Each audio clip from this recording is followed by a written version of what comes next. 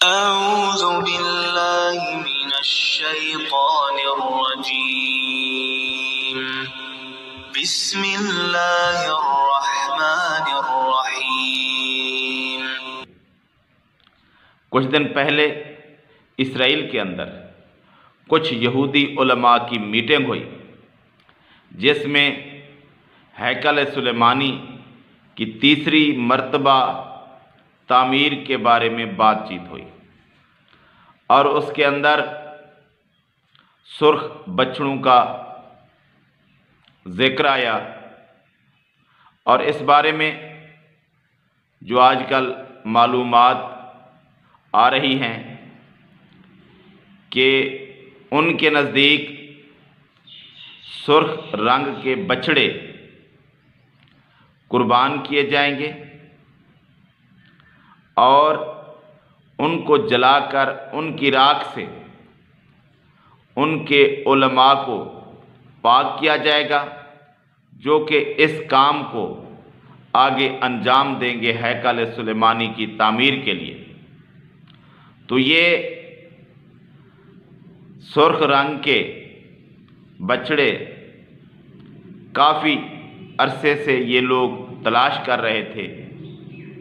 तकरीबन 2000 साल इनका इस तलाश में गुज़रा है कि इसके अलावा ये पाक नहीं होंगे और आगे ये तामीर नहीं कर सकेंगे। पाक होने के बाद ही इनका ये मरहला आएगा। तो इसलिए ये काफ़ी अरसे से इसकी तलाश में थे और ये बछड़े अमेरिका की रियासत टेक्सास से इनको मिले और ये उनको वहाँ से यहाँ ले आए इसराइल के अंदर। और अब ये उनको पाल रहे हैं कि वक्त मुकर्ररा आने पर जब उनकी उम्र पूरी हो जाएगी उनकी रिवायात के मुताबिक, तो ये उनको कुर्बान करेंगे। फिर कुर्बानी के बाद उनका जो गोश्त होगा, चर्बी होगी, खून होगा, गोबर होगी, जो कुछ होगा सारे का सारा जलाएंगे। फिर एक ख़ास पानी के अंदर उसको मिक्स करेंगे और उन अपने उलमा रबियों के ऊपर छिड़केंगे, वो उनसे पाक होंगे और फिर इनका मरहला हैकल सुलेमानी की तामीर का आगे बढ़ेगा। तो फ़लस्तीन में मुसलमानों के साथ इनकी जंग जारी है और मुसलमानों को भी यही लगता है कि इनका काम अब आगे मस्जिद अक्सा को गिराने का बढ़ रहा है, क्योंकि इन्होंने वो बछड़े पाल रखे हैं जो इनके ख्याल के मुताबिक उनकी कुर्बानी के बाद हम पाक होंगे और फिर हैकल सुलेमानी तामीर करेंगे। यानी इतने अरसे से ये लोग फ़लस्तीन के अक्सर इलाकों पर काबिज़ होने के बावजूद इसलिए रुके हुए थे कि इनकी शराइत पूरी नहीं हो रही थी। और दूसरी बात यह है कि ये जगह सिर्फ मुसलमानों के लिए मुक़द्दस नहीं है, ईसाइयों के लिए भी है, यहूदियों के लिए भी तो है, ईसाइयों और मुसलमानों के लिए भी है। इसलिए इनके लिए ये भी मसला है कि ईसाई कम्युनिटी इनके ख़िलाफ़ ना हो जाए। एक यही वजह थी इनके लेट होने की, और दूसरी ये ख़ुद अभी तक पाक नहीं हुए, इस वजह से भी ये लेट कर रहे हैं। और अब इनके पास वो बछड़े मौजूद हैं। एक मुकर्रर वक्त पर अगर वो ज़िंदा रहे तो ये उनकी कुर्बानी करेंगे और फिर अपने मकसद के लिए उठेंगे कि हैकल सुलेमानी को तामीर करें। तो इसलिए इनकी अब जंग मुसलमानों के साथ, फ़लस्तीन के मुसलमानों के साथ छिड़ी हुई है। अब ये जंग अमन में तब्दील होगी या नहीं, ये अलग बात है कि अब वो लोग क्या करते हैं। यहूदी आगे मस्जिद पर हमला करते हैं, उसे तोड़ते हैं, तोड़ने की कोशिश करते हैं। मुसलमानों का क्या रिएक्शन आता है, ईसाइयों का क्या रिएक्शन आता है, ये मामला आगे की तरफ जैसे चलेगा वो तो चलेगा, लेकिन आजकल ये इशू बहुत उठा हुआ है, लोगों की ज़ुबानों पर है कि ये माजरा क्या होने जा रहा है।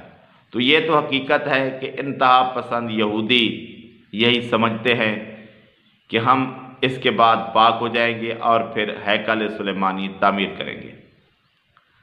और मुसलमान समझ रहे हैं कि वो जिस मसीह की इंतज़ार में हैं, ईसा अलैहिस्सलाम तो वैसे आएंगे इसके बाद, लेकिन वो जिसको फॉलो करेंगे वो दज्जाल होगा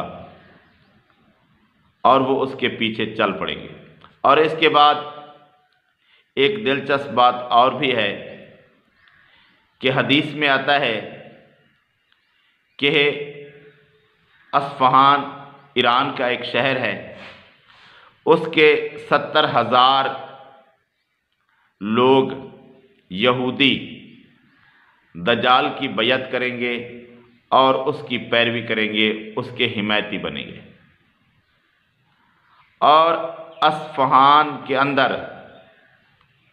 अगर ये मामला नज़दीक आ गया है तो यहूदी तो है नहीं, वहाँ पर वो हैं जिनको हम शिया कहते हैं और वो ख़ुद भी अपने आप को शिया कहलवाते हैं, और मुसलमान कहते हैं कि ये यहूदियों की पैदावार एक दीन है। और नबी सल्लल्लाहु अलैहि वसल्लम ने फरमाया कि यहूदी अस्फ़हान के दज्जाल के साथ होंगे, और अस्फ़हान में यहूदी नहीं बल्कि शिया हैं। तो ये लिंक यहाँ भी मिलता है। और दूसरी इसमें एक बात और भी है कि यहूदी भी जिस मसीहा के इंतज़ार में हैं वो उसे बहुत ही पावरफुल समझते हैं, और शिया भी जिसके इंतज़ार में हैं वो भी यही समझते हैं कि वो लोगों को ज़िंदा करेगा, सज़ाएं देगा, मरे हुओं को फिर उठाएगा। और मुसलमानों का तो ये अकीदा नहीं है कि कोई मरे हुए को उठाएगा। हाँ, कोई एक आध वाक़या होगा जो कि सही असनाद से भी साबित है कि वो जो मरे हुए शख्स को ज़िंदा करेगा तो वो दज्जाल होगा। मुसलमानों के नज़दीक ये नहीं है कि उस वक्त जो शख्स और मुसलमानों का अमीर होगा जिसे महदी कहते हैं वो मुर्दे ज़िंदा करेगा, ये मुसलमानों का ईमान नहीं है, ना अहदीस में है। मुसलमान ये मानते हैं कि जो शख्स मुर्दे को ज़िंदा करेगा वो दज्जाल होगा, और शिया मानते हैं कि जो ज़िंदा करेगा हम उसको मानेंगे, उसे ही हम महदी मानेंगे। और अस्फ़हान से अहदीस ये भी बताती हैं कि यहूदी निकलेंगे किसके साथ, दज्जाल के साथ, और अस्फ़हान के अंदर शिया है।